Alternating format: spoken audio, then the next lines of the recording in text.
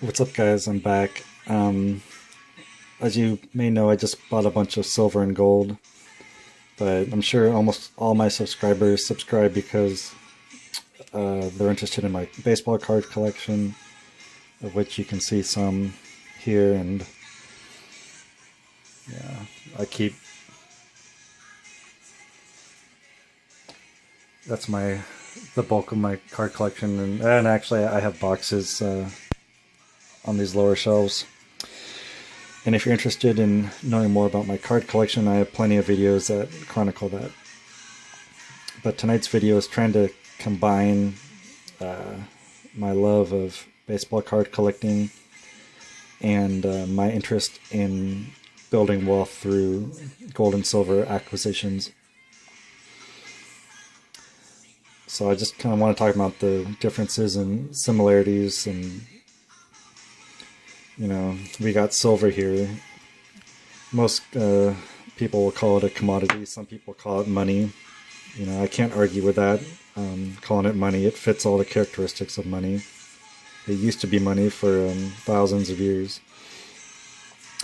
Then we have the baseball card. It's a collectible.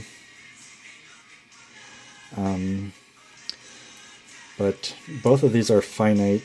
There's only so much silver to go around.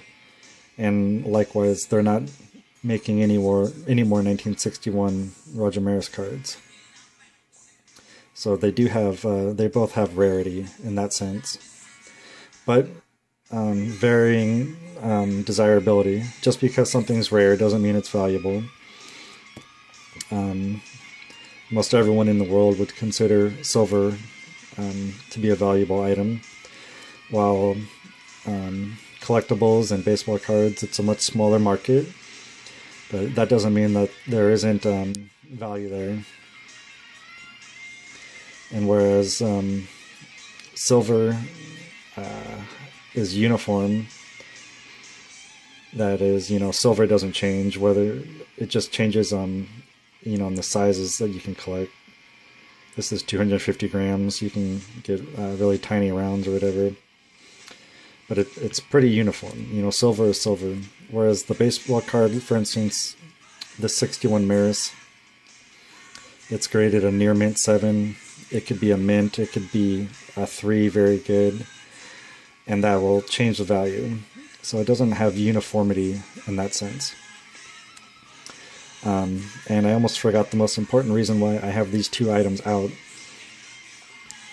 is both of these items are worth about $200.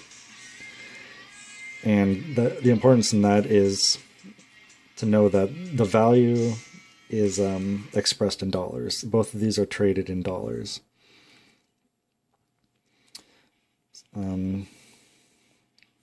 So the 250 gram is about $200, and I should be able to sell this card for about $200 as well, which means essentially you need 250 grams of silver to acquire this particular baseball card, which brings up a point that I didn't think about mentioning is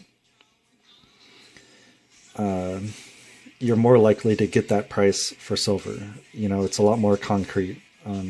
People know the spot price of silver. They know what they need to pay, what they should be paying for that. Whereas any collectible, you just don't know. You could say $200 and stay firm with your price, and maybe it'll sell. Maybe it won't. Maybe you're going to have to let it go for a little cheaper.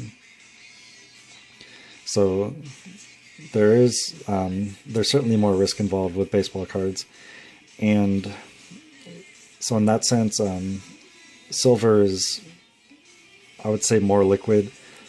Although if I threw this card up for a 7-day auction, it would sell no problem. It's just a matter of what the price is. I might not get the price I want.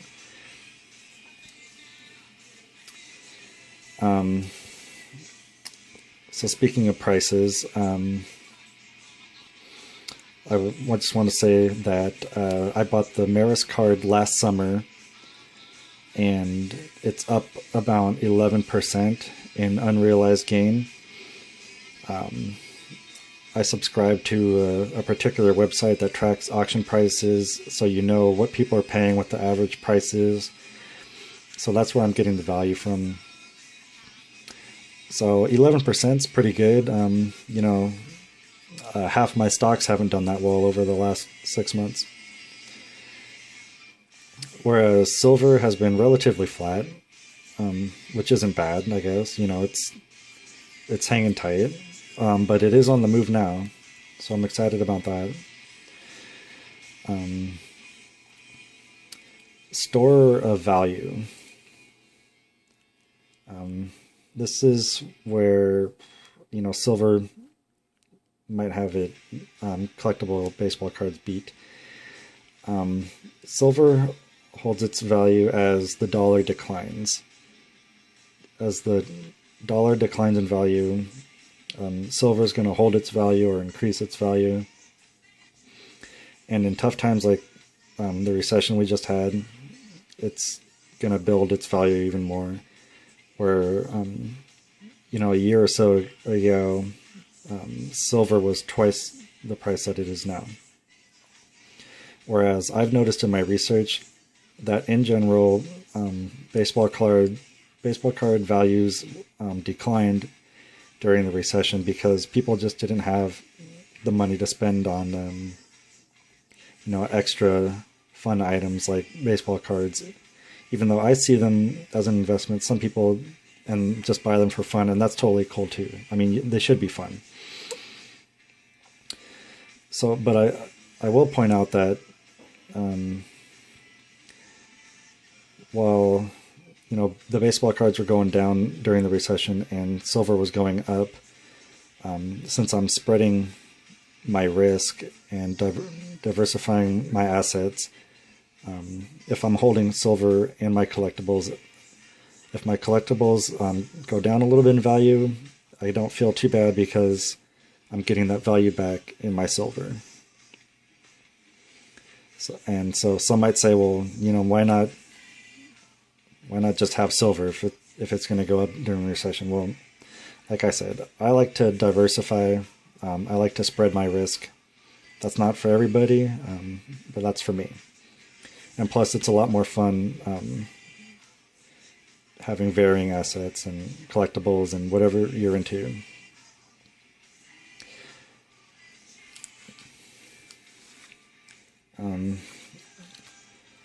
I also wanted to show you guys, just for fun, my Hank Aaron rookie card and all the gold I think you would need to trade in to get this card. That's not exactly, but it's about 0.7 ounces of gold is what you would need to purchase this card, maybe even more, but I think that's a fair estimate. So that's a lot of value stored in this piece of cardboard. And I bought this card last year at about this time, and the unrealized gain is about 18% already, which is pretty good.